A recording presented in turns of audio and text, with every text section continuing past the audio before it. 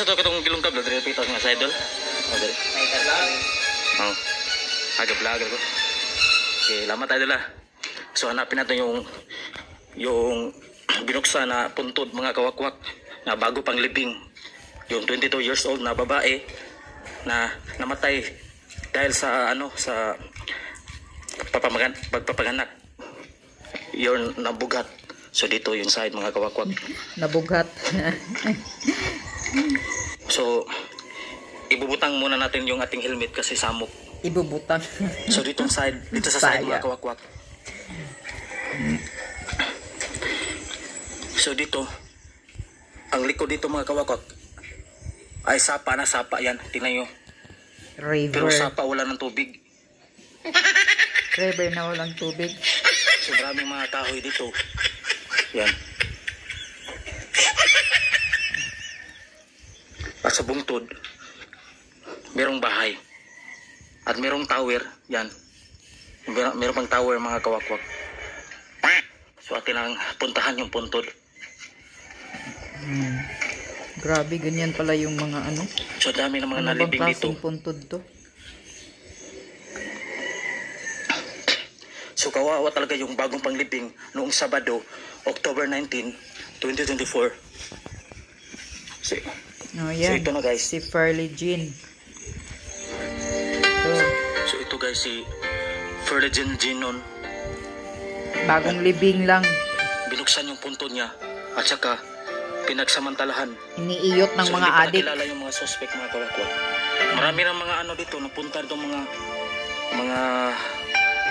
news dito, mga news anchor at mga iba't iba pang mga news platform.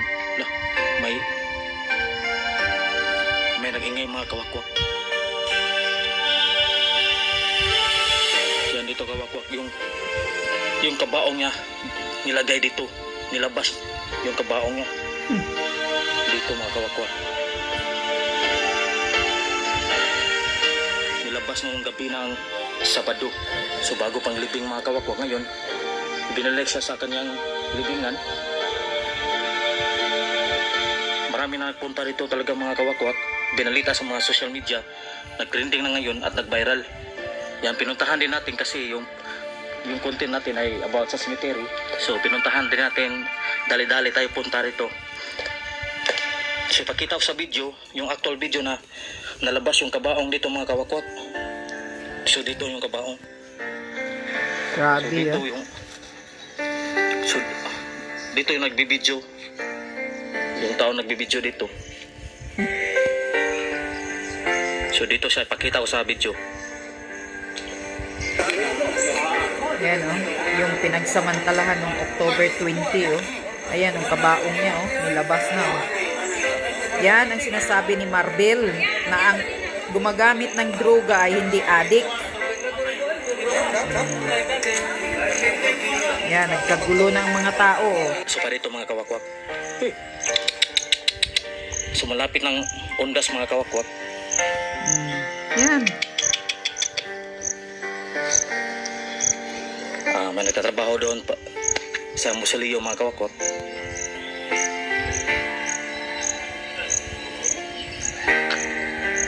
Kawawa talaga yung babae.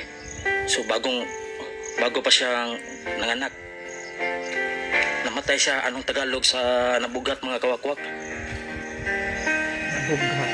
Dahil sa na-stress siya at hindi niya tanggap yung nangyari sa kanya na nabuntis siya at nanganak siya. Kasi gusto niyang daw, sabi ng kanyang ama, gusto niya matapos yung pag-aaral niya, pero nabuntis siya. Yan. At hindi alam ng mga kapulisan kung sino ang mga suspect. So nag-imbestiga pa ngayon.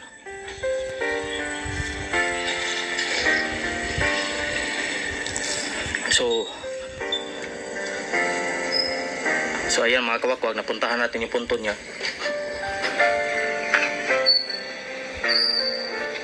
Okay. So mga kahoy na sa likod ng mga nitso mga kawakwak. So yan ano natin. Bidyohan na natin. Kasi mayroong magandang babae itong mga kawakwak.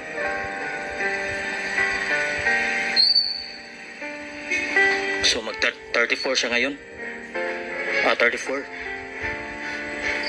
So ito yung kapaligid niya mga kawakwak. Yan. Yung mga masaliyo.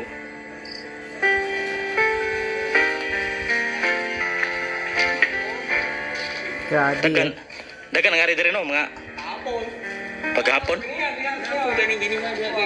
Mga taga media. Masa nadakpan na ma'am? Nadakpan na ba? Oh, taga diri na. Siya po mo.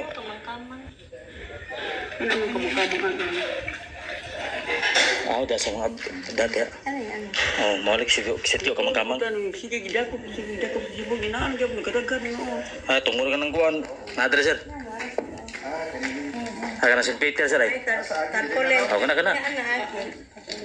Ada ka na taga media nga ni sir. Oh. Asa mo nga kuan sir? TV5 ba? Okay, anyway yun lang nga. Sinishare ko lang ito.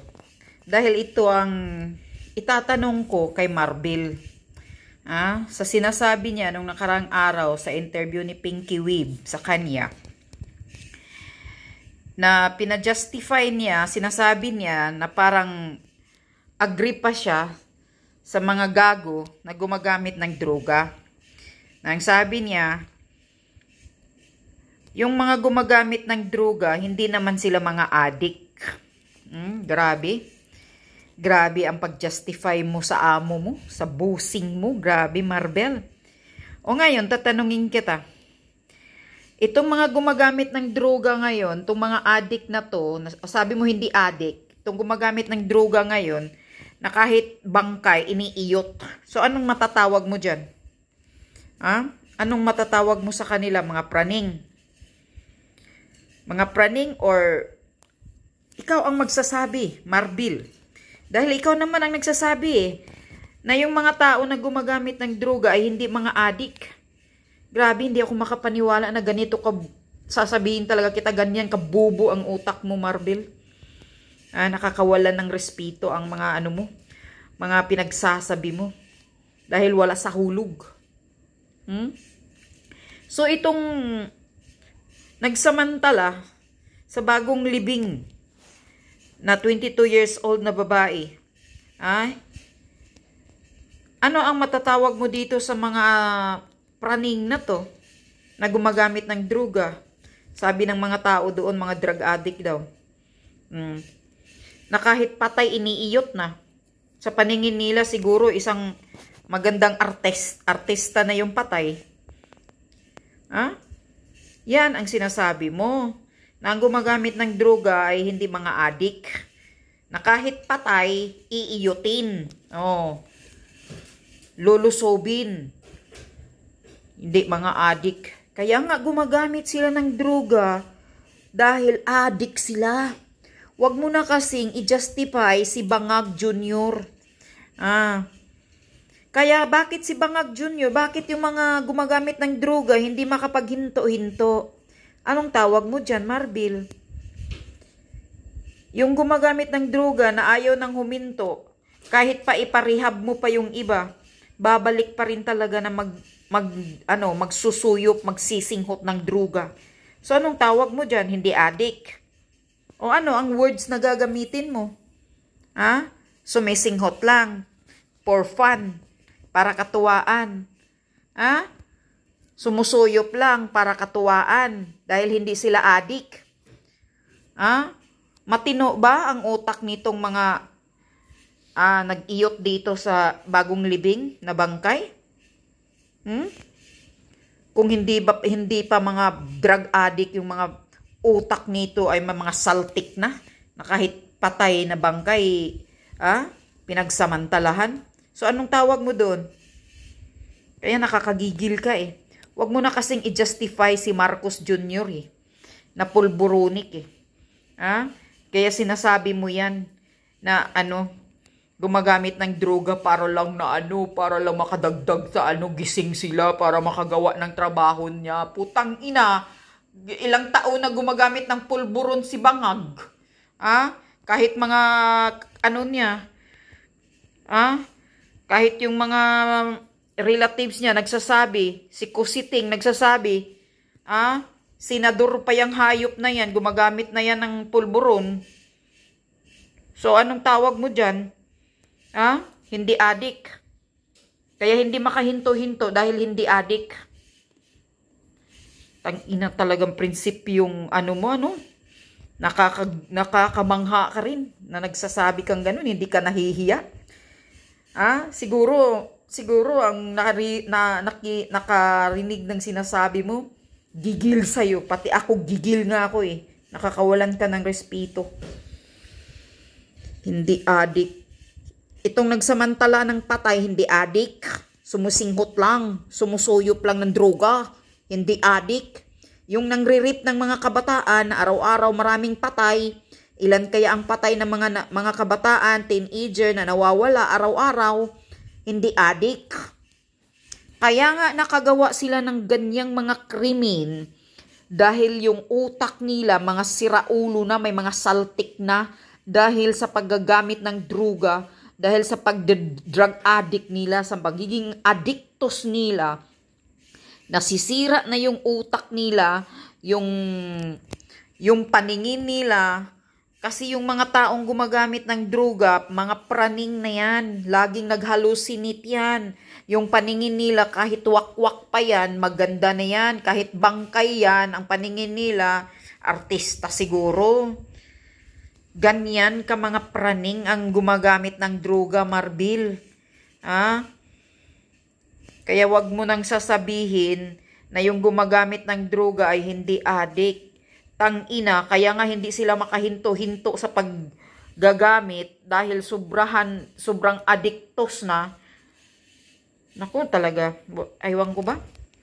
Wala talaga itong gobyernong ito, mga bangag. Bangag talaga itong gobyernong ito. Tulad kay Pulboronic Bangag na leader nila. Mga himod-puwit lang ito, mga hinayupak na to, kaya ganyan magsasalita, nakapanggigil. Tanginang gobyerno.